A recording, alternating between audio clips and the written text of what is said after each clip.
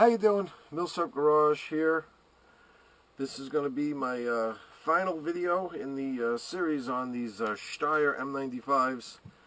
Since I've been to the range with them and shot them, and they are both awesome. Don't ask me to... Somebody posted a question on one of the videos, which do you like better? Don't ask me to tell you which one I like better. I couldn't decide in the shop which one to get because they both looked awesome. And I can't decide which one I like better now because they both shot awesome. They do have like a, like a different purpose. This guy is more like a, it's a little bit more accurate, a little less totable. And this guy, you're sacrificing a little bit of accuracy. And only a little. It was just about as accurate as this one. But you definitely saw a difference.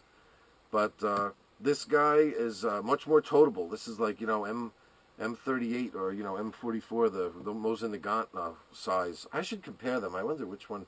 Looks like this might actually be even just a little bit shorter than an M44. But, this size is nice, to, especially with this cavalry sling on the side. To be able to sling this and walk with it and carry it is very comfortable. And what a wallop you're packing, in a round for such a small rifle, you know what I mean? But let me bring you up here, let you see them. Tell you what the range was like with these. They do have very stout recoil. All of those things that we've read are true. And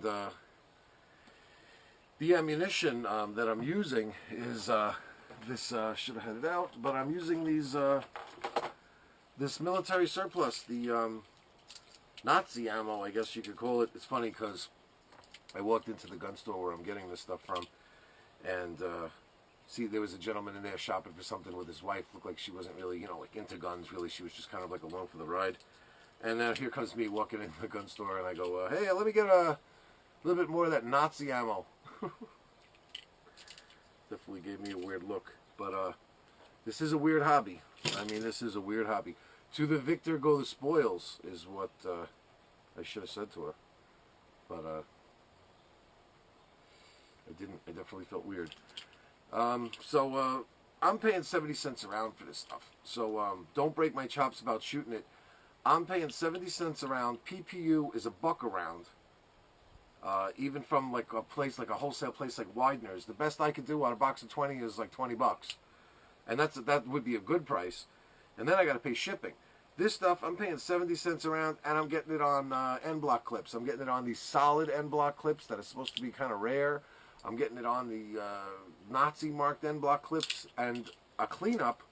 I should take these things out of the clips, and with mineral spirits, I wipe everything down with I wipe down the N-block clips, wipe down the ammo, and it's looking like brand new. And I'll tell you something, at the range, this stuff is shooting like brand new. It's snappy. There's no late primers, absolutely no delay, no hang firing, no bad smelling powder, nothing. This stuff is like you're buying factory ammo. I'm telling you. Didn't have one misfire out of this stuff. And burn and primed, so you're kind of stuck with shell cases that you're really not going to be able to do much with. But I'll hold on to them. I got a lot of this stuff. Since I'm getting it for 70 cents a round, and this guy has he won't tell me how much he's got. It's seemingly an endless supply. I threw down a few $100 to load myself up with probably as much of this as I'll ever need. You know what I mean? How often these aren't really like a go-to rifle that you take to the range every time. It's like, one day you just make it like Steyr Day, And it's unfortunate to do this review now because I got a bayonet coming that should be here any day. It'd be nice to be able to feature that in the last video, saying like, this is what you do, you get accessories for it. I left these slings. This looks like a Swedish sling. I'm pretty sure that it is, and I left it because it actually works on here nicely. It's the perfect size for me. I'm a big guy, so to need like a lot of space inside of one of these things to be able to throw it over my shoulder. And this, I believe, this looks like a K31 sling, the way it shortens and you tighten it over here like this. And I like this one also. This is just one of my favorite slings. I like how easy you could make it larger. And it's in good shape, and I left this one too. It seems like this dude that had them both. They came from a collection. And, you know, he was into his Swedish and Swiss slings, because I took a look at his whole collection, and they were French guns, Hakims, they're all all with like this Swedish sling on it, you know, all different kinds of Mausers. So it seems like either he found a place to get these cheap and just ordered like 50 of them, or just liked it and just put them on all his rifles. But so I left the slings on there, and you know, these actions, they smoothed out nicely.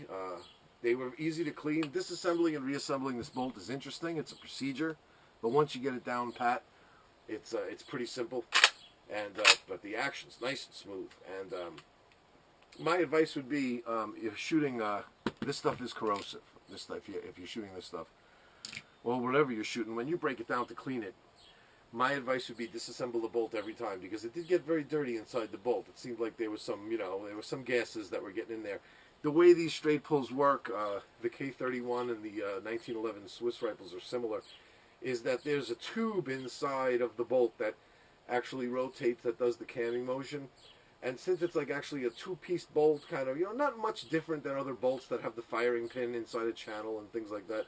I mean, you still got to get in there and clean it, but this one especially, it did seem like a lot of, you know, carbon buildup, a lot of just buildup got between those two areas inside the bolt where the cam rotates, because I had a little bit of grease in there, and the grease was dirty. So my advice would be, since especially if you're shooting corrosive, to disassemble the bolt, even though it's a bit of a pain in the neck.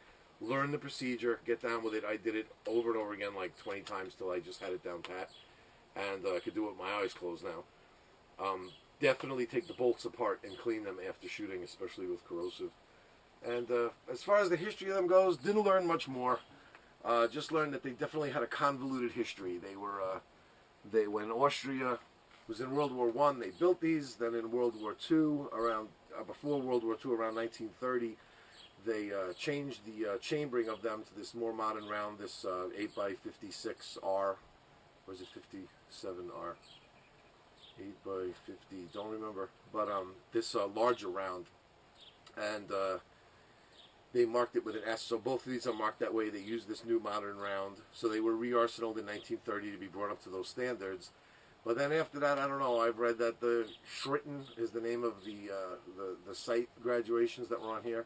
Because they didn't use metric, they used the Schritten system. Supposedly, they originally had Schritten sights. They were taken off, metric sights were put back on. The Nazis kind of stockpiled them away in Budapest or in Austria or something, and didn't use them, and only used them on backline troops. But then they were brought back out again after World War II, and the Schritten sights were put back on. So these might have been Schritten sights that were put back on. They both have banded front sights like this, and I've read that that makes a difference, that during a re-arsenal they were banded. I don't know. I don't really know. It's really hard. They don't have dates on them. There's really nothing stamped on these things, so it's probably always going to be a mystery to me. But I did learn that they were all built around the same time, you know, pre-World War I, or, you know, right around that time, up to 1920, I think, is when they were actually made. But ceased producing parts around like 1918, and they just kind of put together whatever else they had left. So there doesn't seem to be any made after that. Now, whether this one was originally a long rifle and it was cut down, I don't know. I don't think so. I think this might have just been built as a carbine. You know, that's what I think. I think it was just built as a carbine. They both have the Schritten sights still on there, and they're in beautiful shape from the other ones that I see now. When I poke around and I look on, you know, Gunbroker, see what's available, and look at other ones, and I see stocks that really look terrible. I mean, these are in pretty decent shape. Even the bluing and the metal and everything look very nice. So I'm happy with them. They shot wonderfully. And hopefully I'll have some reason to do some kind of follow-up video with these things.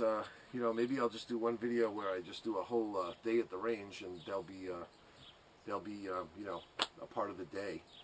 But yeah, the bayonet's going to really set them off nice. They both use the same bayonet, so that'll be pretty cool. And just bought something just recently that I'm working through, and going to have that video up for you soon. And that's going to be pretty exciting. So anyway, everybody, these things get a big thumbs up, the M95s, and have a good one.